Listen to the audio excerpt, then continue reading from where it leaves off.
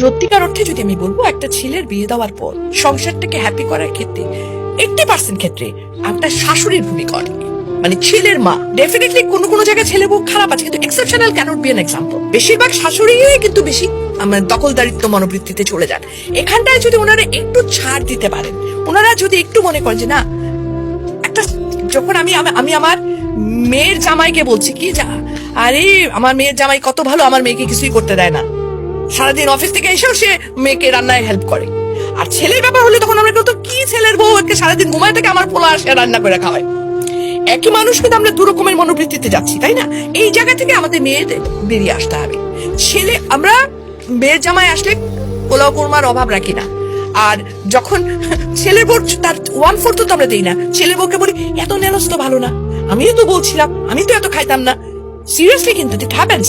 কিন্তু মেয়ের জামার জন্য পোলাও কোরমা করতে যদি টাকা না থাকে, আমি ঋণ করে নিয়ে এসো খাওয়াবো। রিজনটা কি? রিজনটা আমি চাই আমার মেয়েটা ভালো থাকুক। মেয়ের জামাইকে খাতির করে মেন রিজন কিন্তু আমার মেয়ে ভালো থাকে, আর কিছু না। তাহলে আমি যদি আমার ছেলেকেই ভালোবাসি, তাহলে আমি যদি ছেলের বউটাকে একটু ভালো রাখি, ছেলের বউটাকে ঝগড়াঝাটি কম করে ছেলের বউটাকে একটু ছাড় দেই, তাহলে কে ভালো থাকবে? বেসিক্যালি ছেলে।